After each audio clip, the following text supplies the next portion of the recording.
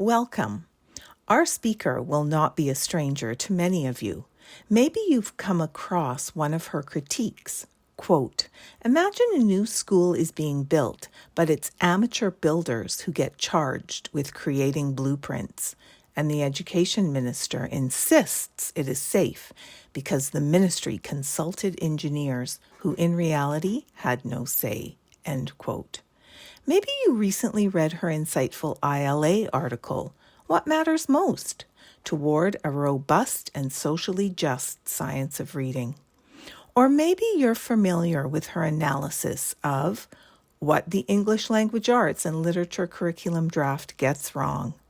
Going back further, maybe you recognize her as a leading voice on dialogic teaching, the guru whose research emphasized the transformative role of classroom talk and teacher questioning in fostering a deeper understanding of text. Dr. Aukerman's dedication to evidence-based practices directly addresses the core challenges we face as reading specialists, offering practical strategies to boost comprehension. As one writer noted, she is, by nature and profession, an amiable disturber of the status quo.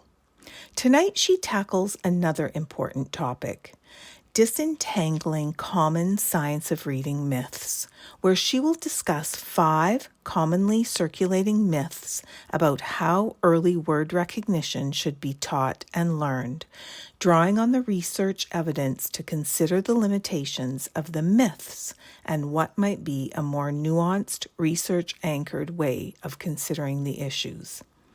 However you've encountered her impactful work, we are incredibly fortunate to be learning from Dr. Aukerman. Please enjoy as she shares with us. Well, so thank you, Kim, for your kind introduction, and thank you all for having me join you today. So some of you may know that my first graduate degree, a number of decades ago now, was a degree as a reading specialist. And so the work of reading specialists is near and dear to my heart. So it's an honor to be here with you to discuss reading, which is a topic that all of us are passionate about. And as Kim already said, the title of my talk is Beyond the Science of Reading, Disentangling 5 Common Myths. So as I begin, I would like to take this opportunity to acknowledge the traditional lands and territories of the Indigenous peoples who have lived on these lands and have taken care of them since time immemorial. What became known as the province of Alberta in 1905 is also the traditional and ancestral home to many Indigenous peoples, and we're honored to have shared this land with them since Treaties 6, 7, and 8 were entered into. Alberta is also the historical home of the Northwest Métis Nation, which includes 5 territories. I acknowledge the many First Nations, Métis, and Inuit who have lived in and cared for these lands for generations, and I'm grateful for the traditional knowledge keepers and elders who are still with us today and those who have gone before us, and make this acknowledgement as an act of reconciliation and gratitude. Before I begin with the topic at hand, I want to alert you to the fact that this talk that I'm giving is based on a paper that I finished earlier this month and that has been submitted to Early Childhood Education, which is an Alberta-based publication supported by ATA's Early Childhood Education Council. So if you find what I have to say helpful, the ideas should be available in written form before long. And that paper will also provide the relevant research citations for the studies that I'm going to talk about today. So I didn't spend a lot of time putting those the full citation information on my slides. But if you're trying to track something down, that's where you can look, or obviously you can contact me as well.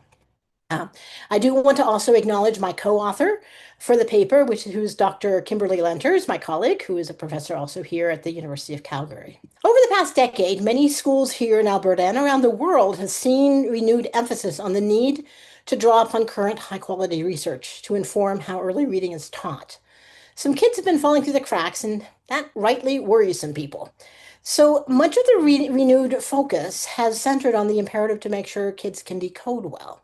Here in Alberta, the curriculum was recently revised to place greater emphasis on phonics skills, and school districts are revamping their instruction to be more intentional in these areas. Now, greater intentionality can be a positive, but There's a flip side.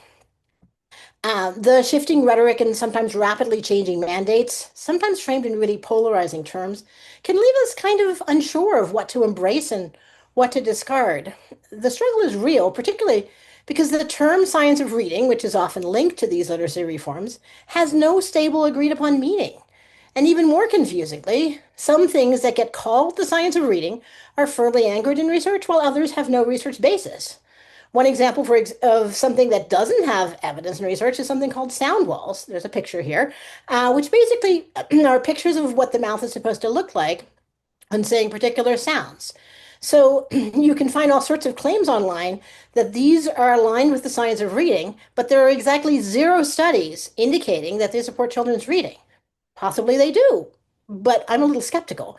But the bottom line is there's just no research on them. So saying that they're a science of reading based practice is simply not accurate.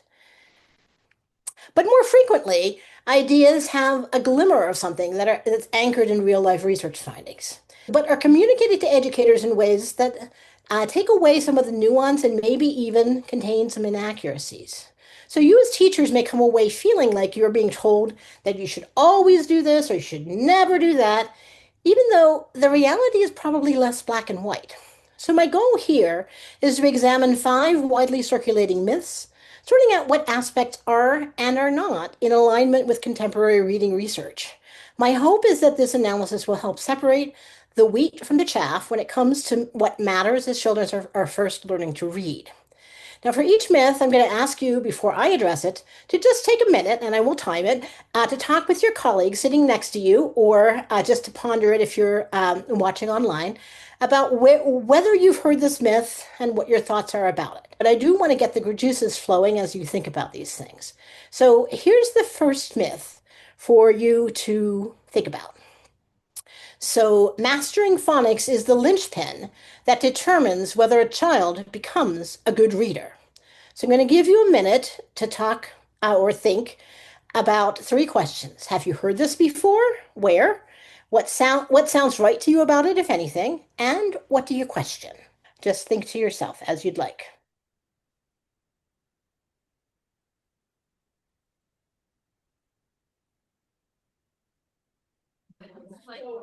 Okay, so the reality check here is that learning to read involves developing the ability to decode words using phonic knowledge, but other aspects of the reading process are equally foundational.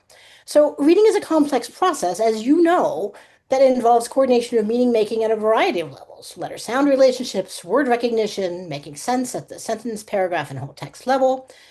Barring a few exceptions, such as deaf children learning to read, phonics knowledge is one critical dimension of reading in English, and there's pretty robust research indicating that most students can benefit from phonics instruction of some sort. Now, that said, research also indicates that teaching children phonics is not the only puzzle piece that matters. So here are some findings from a meta-analysis. And now that's a kind of study that looks across outcomes of many different studies. This is not my own image. It's taken from a 2023 meta-analysis by Burns and colleagues.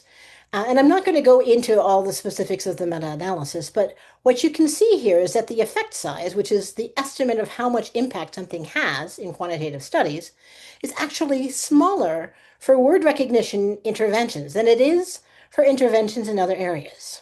So what does that mean in concrete terms? It means that instructional support targeting things like language comprehension, motivation, and fluency had greater effects on average on reading achievement than instructional support in phonics. Now, none of this is to say that we can afford to neglect phonics, but even in the early years, children need a robust, rich program that supports multiple aspects of the reading process. Now, given that literacy classrooms have limited time, excessive instructional time on an explicit systematic phonics instruction is likely to come at the expense of this fuller suite of skills and practices that over time come together to help students become fluent and motivated readers. Moreover, according to the National Reading Panel, there is little evidence to suggest that most readers benefit from phonics instruction after first grade. So, in short, phonics instruction is important in the early years, but overemphasizing it, or any one single dimension of the reading process, could put children at a disadvantage later. So, one of the important and wonderful and difficult things about reading is that there's just so many aspects to it. So, let's not just reduce it to one dimension. Myth number two, and again, I'm going to give you a minute to talk about it and think about it. There is one right way of teaching phonics that is right for all children. So go ahead and take your minute to think.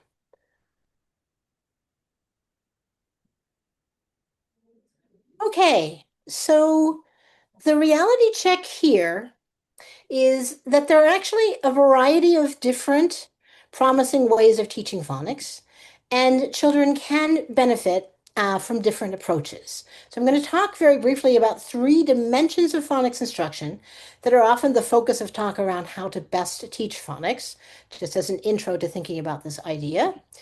The first aspect is how to introduce children to sound letter correspondences.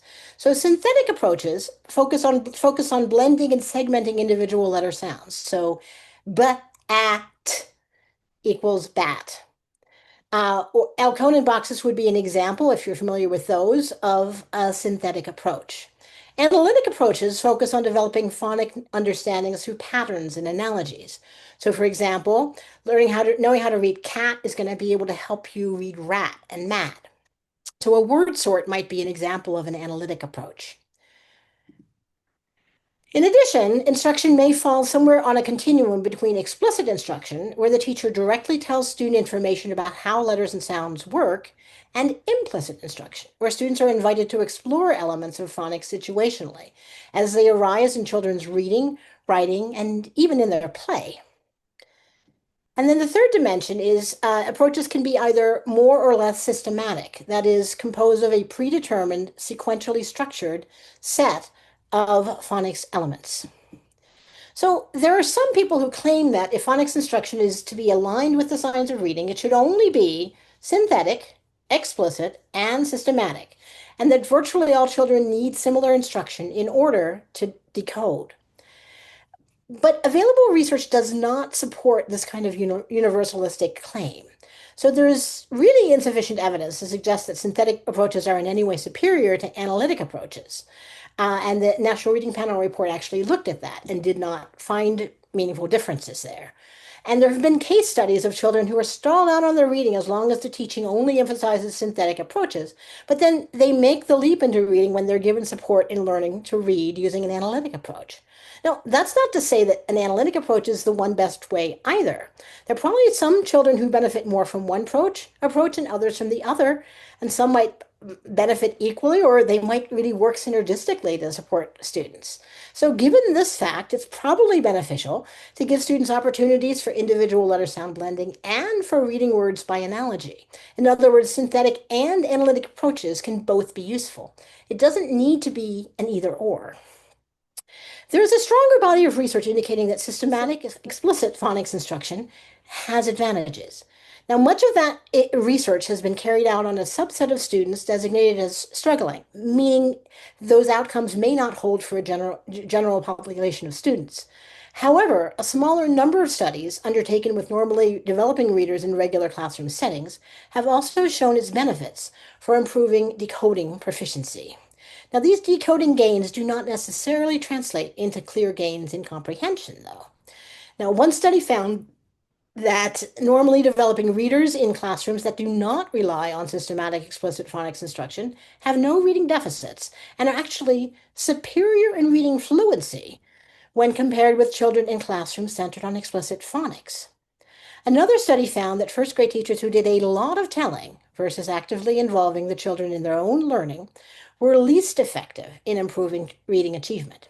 So, taken together, these kinds of studies suggest that explicit teacher explanation of phonics, while it can play a role, needs to be used judiciously. Now, it's fair to say that a purely implicit, haphazard approach to teaching phonics would probably also be inappropriate, particularly for students who need the most support. However, Explicit and implicit phonics learning are not mutually exclusive, and opportunities for implicit phonics learning can also have enormous value. So, for example, one study compared how well children learned phonics from teacher taught games versus games that children themselves invented using the same materials. And it found, guess what? Children actually learned more when they were designing their own forms of play around these materials and thinking about phonics with their own games. So a largely, but not exclusively, implicit approach was actually more successful than the largely explicit approach that the teacher, with the teacher sort of fronting instruction. There are similar findings for instruction encouraging students to use invented spelling as a means of supporting reading performance. Invented spelling is another approach that might be more on the implicit side of the continuum. So, the bottom line here is that there can be enormous value in implicit approaches, particularly those that foster student agency, active thinking, and exploration. In light of available evidence, blending explicit and implicit approaches to phonics teaching may be the best way to reach all children. Moreover, the oft quoted maxim, one size does not fit all, applies here. And I probably don't need to tell you this since you're reading specialists. One study found that first graders who started the year with relatively strong word recognition skills made less gains in their reading when the instruction was highly phonics centered and teacher driven. But those who had less word recognition skills actually did benefit from that kind of an emphasis. So, this finding suggests that some children may require more systematic explicit phonics instruction, but others actually require less. So, to meet every student's needs, teachers should adjust instruction for individuals in small groups so that all children get enough, but not too much phonics instruction. Moving on to myth number 3. Teachers should only use decodable texts to teach children to read in the early grades. Take a moment to discuss this one. 1 minute.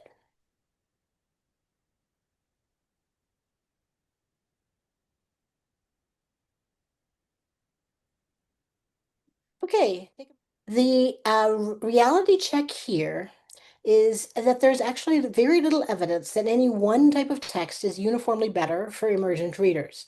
Children can benefit from regular opportunities to read books regardless of type. So, to expand on this point, I will provide a brief overview of the kinds of texts usually used with emergent readers, although again, these categories may well be familiar to you. So there are three main types of texts. Predictable texts center on patterned natural language to help children learn how texts work. I like my cake, I like my candles, I like my present, so on and so forth. There's some repetition, but there's a lot of natural language.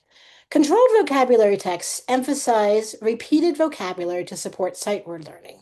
E.g., the dog is big, the man is big, the big dog is on the big man, and so on. So the infamous or famous old Dick and Jane books would be considered, they're probably the most famous example of controlled vocabulary texts. And then the third type of main text is decodable text. They emphasize repeated letter sound patterns, such as Nan can fan the man. And decodable texts actually kind of exist on a continuum. So it's not just that it's either a decodable or not a decodable. Some are extremely decodable and some are have some elements of decodability, but not as much. So that's a bit of a continuum there. Now, some claim that decodables are superior. But there's actually very little research to back up this claim. In fact, there have been actually very few studies comparing the use of different kinds of texts at all. And one of the few studies that does exist showed no advantage to using more decodable versus less decodable texts when instruction provided was similar. So decodable texts do have seem to have some advantages. They do draw children's attention to word reading, and that can be helpful for early emergent readers. At the same time, there is some evidence that they can actually hamper children's fluency, likely because the process of sounding out each word can be super laborious. So, currently available research suggests that decodable texts may have pluses but also minuses for emergent readers. Now, this has sort of led to a place where I think a lot of researchers are, which is they kind of are recommending that people use different kinds of texts in combination or at different points in children's learning. So, for example, the scholar Mesmer, who's done research on decodables, she actually believes that they should only be used for a limited window of time. She sort of says at the very earliest points, when kids are just figuring out one-to-one word correspondence, they're not the best. Then you should actually probably be using the natural language texts. Um, but then there's a bit of time where it can actually be quite useful for them to sort of figure out what they need to do. Um, but that's a pretty limited window of time, only until about when kids can fluently decode consonant, vowel, consonant words. And that often happens by the middle of first grade. And then you would go back to other kinds of texts that provide different kinds of challenges. Now, as Mesmer herself points out, to date, these kinds of recommendations are really just informed opinion. They're actually not research findings. So no single kind of text has been definitively demonstrated to be better or worse than other texts. It may well be that the quality of instruction actually matters more than the type of text, or that child readers differ in what kind of text helps them learn better. There has been some research that has indicated that having children co-author and read their own culturally and personally relevant texts is more powerful and engaging for their learning than working with pre-existing basal texts. So in short, it may actually be more important that children have regular opportunities to read than that they are reading a particular kind of text. Now, available research does support the idea that children need regular practice with reading real books, and that too much isolated skills practice at the expense of reading actual texts may be counterproductive. My doctoral advisor at Berkeley many years ago was David Pearson. He's a lovely man. And he likes to use a baseball metaphor. He says, you could have kids practice their baseball skills like hitting or throwing and catching. That's all well and good. But if kids are really going to become baseball players, and see themselves as baseball players, they actually have to play the game. And the same, he says, is true for reading. Kids need to know what the game is and they have to enjoy the game. Only isolated skills practice is not going to get them there. So we really need to have kids in real books. So let's turn now to myth 4, and you already know how this works by now. So take a minute to think about this myth, encouraging young students to use the context of a sentence or the pictures as they are decoding, hurts their reading ability long term. So take a minute and think about that one.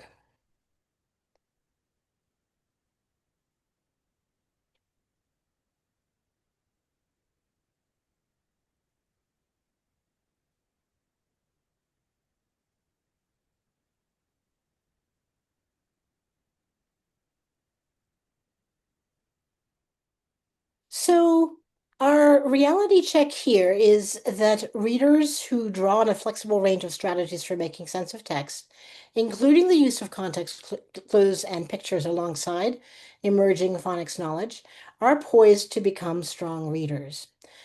Because there is strong consensus that skilled decoding is critically important, the worry that children might be overly relying on context in order to understand or figure out words when they're reading, it's understandable. So if a fourth grader's main strategy when they're encountering an unknown word is to use the context of the sentence to identify it, they're not likely to be successful as a reader until they develop additional strategies. But I don't know about you, but like I've personally never met anyone advocating for children to rely on context at the expense of developing phonics skills. However, the use of context and the application of phonics skills are not mutually exclusive, and there is evidence that children can benefit from instruction that encourages them to use both in tandem, particularly as those phonics skills are just under development. So, to understand why, several larger principles need to be kept in mind. First, the use of context clues is useful and even at times indispensable for reading some words accurately. For example, it can enable the emergent reader to read a word like business. I mean, try sounding that one out, right? Or they can select among homographs. So if you think about the present tense read versus the past tense read, you gotta pick one, right? There's not something in those letters that's going to help you figure it out. And then there's also just variability in the pronunciation of letter patterns, and English is kind of notorious for this. So you have gone, bone, and done. And how do you know as a beginning reader which one you're going to need when you first encounter that word without thinking about context in some way?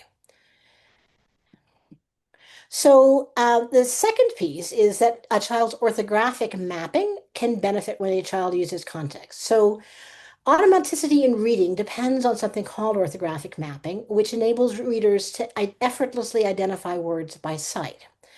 And it's actually orthographic mapping, not letter by letter decoding, that skilled readers routinely use in most circumstances.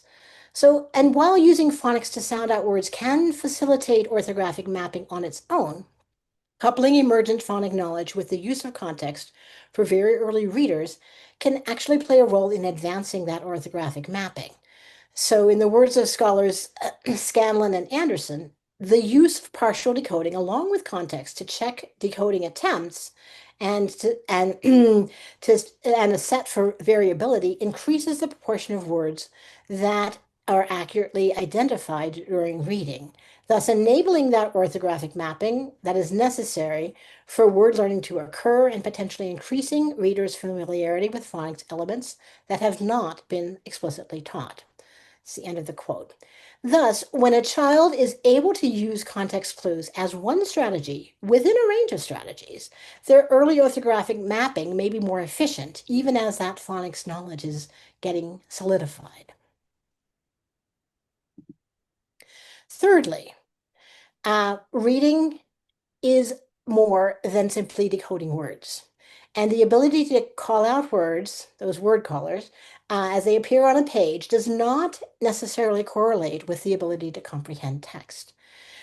One challenge for emergent readers, already mentioned, is that at a stage when little orthographic mapping has yet taken place, sounding out every single word on every single page is laborious and it can hamper fluency, potentially undermine comprehension. In addition, it is important to remember that strong readers monitor their comprehension, continually asking themselves, is what I'm reading making sense?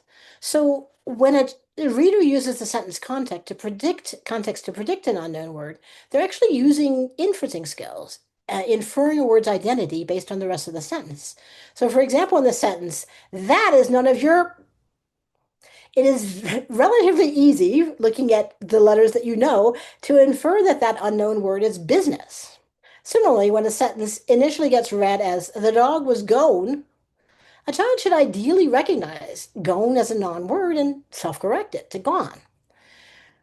Now, we don't want to see children predicting words based on sentence level context clues as their primary approach, but we do want to encourage using this strategy supplementally as a form of comprehension checking. It helps ensure that they're not simply plowing through text regardless of whether it makes sense to them. Helping young readers learn to monitor for their own understanding is one way teachers may help students achieve accurate word identification coupled with strong text comprehension. Now, all this said, effective early reading instruction does not allow the use of context to substitute for the development of other word recognition strategies. Children whose phonics skills remain underdeveloped can come to over-rely on images and sentence-level context to support their efforts at decoding. When this happens, their reading progress can stagnate as the use of context becomes a compensatory strategy for those other skills that they are missing. Now, there is no evidence that this happens because children are encouraged to use context, or indeed that encouraging children to attend to context as part of their early textual decoding efforts is in any way harmful. However, it is vital that children develop those additional strategies, particularly those that help them develop strong phonic knowledge. So, use of context and pictures should be one part, but not the only part, of a broader decoding repertoire that children develop across time. We now come to our fifth and final myth, that the science of reading is a body of settled facts in reading research. Anyone who does not accept those facts is in the wrong. Okay, take your minute, discuss.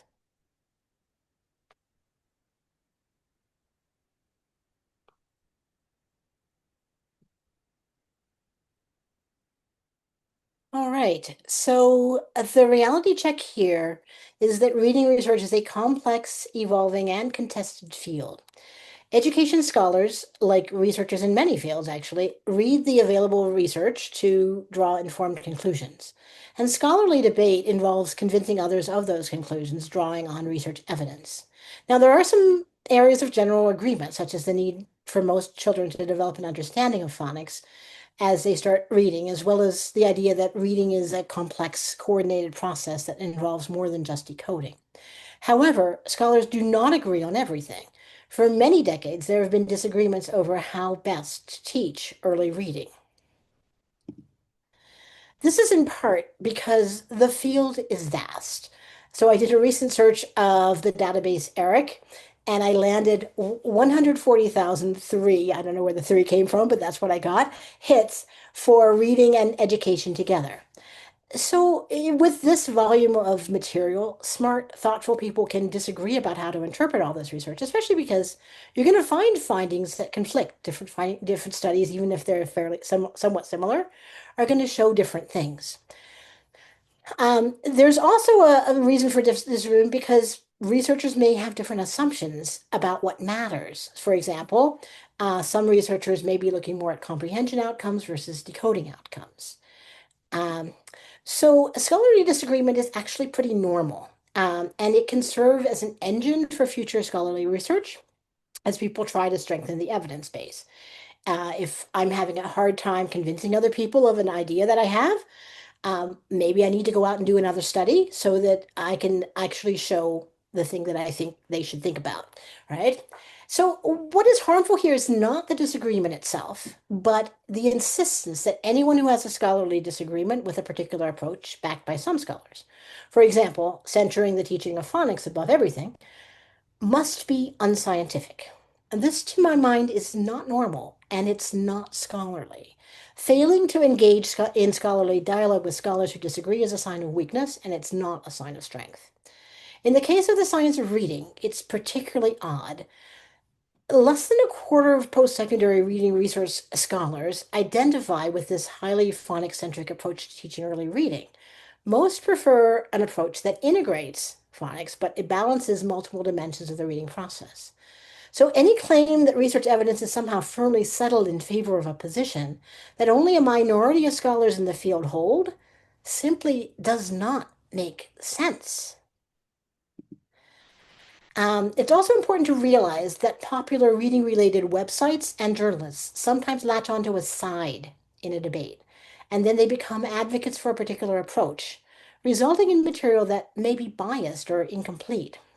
One analysis of dyslexia websites found that they were rife with information presented as research based fact that was, in fact, not backed by actual evidence from reading research. An analysis of reporting on the science of reading similarly found that research connections were often weak. That's actually some of the work that I've done. So such narratives can promote this us-them narrative that encourages polarization and conflict rather than exploration, synthesis, and nuance. Many scholars, myself included, see a value in a range of research insights and perspectives rather than sort of identifying narrowly with a single label or approach. So I'd like to see the field, the research field and the field of practice, move more toward a both and approach and a greater regard for the voices of the people like you all who are doing the work and who know children well. So in summary, we have 5 reality checks that are worth keeping in mind. They are as follows. Learning to read generally involves developing the ability to decode using phonic knowledge, but other aspects of the reading process are equally foundational. Number 2, there are a variety of promising ways of teaching phonics. Children may benefit from different approaches.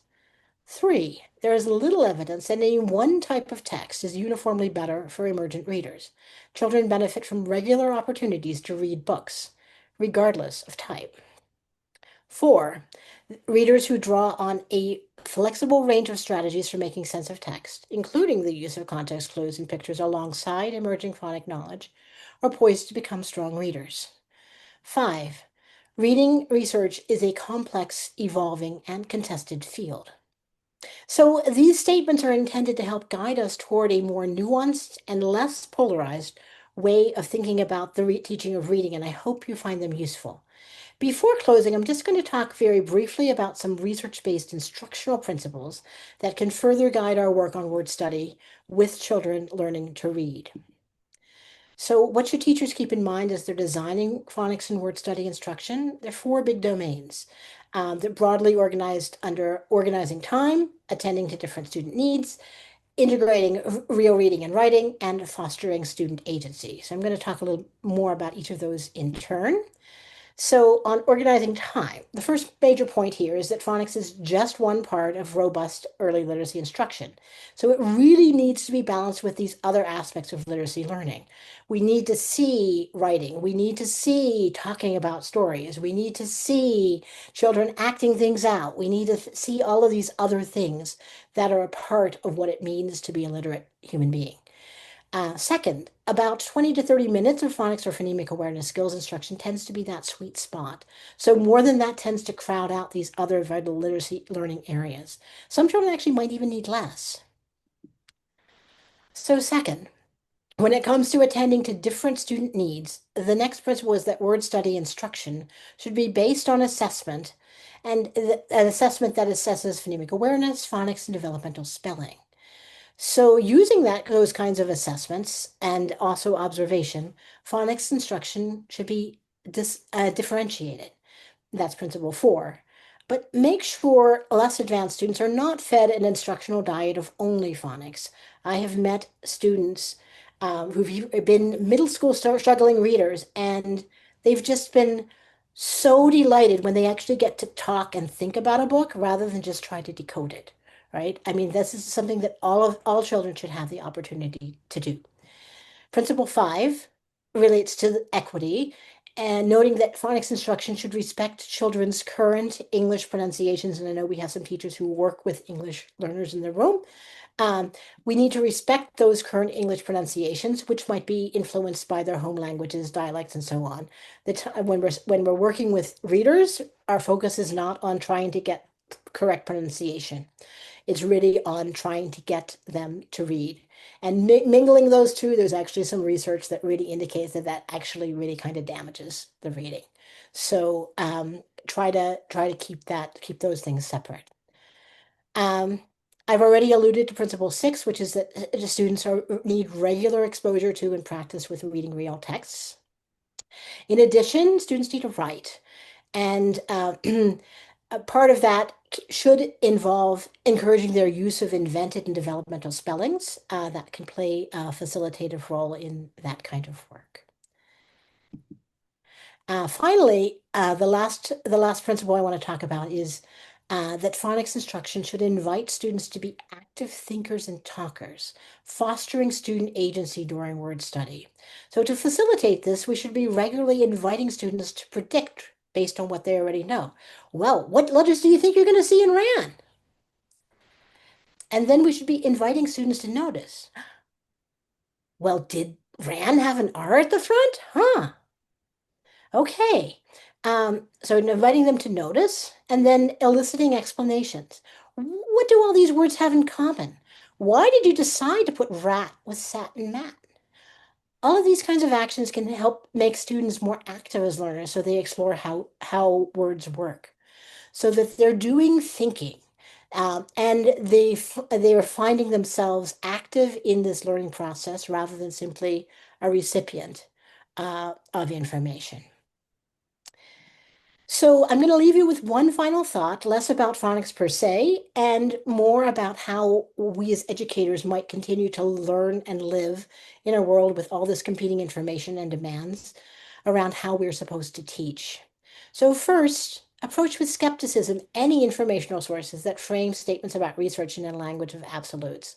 Statements such as, there is research supporting the idea that are much more measured and scholarly than research proves that educators should always do this thing. Second, seek to learn from multiple different perspectives and approaches, including both structured and balanced literacy, rather than yielding to voices that would dismiss an approach out of hand. Third, Directly engage when possible with research itself. There's some wonderful journals out there. And if you can engage with some of those ideas, that will help you grow. Fourth, continue to learn from what your own students teach you about what they need in order to thrive as literacy learners. You know those students. And by paying close attention, you can learn from them about what is and is not working. You have an expertise and a relationship that will enable you to figure things out about what your students need that you alone can see. So let your students help you learn what they need in order for them to learn best. So I'm going to stop there. Thank you very much. And I will stop my share and take questions. Thank you.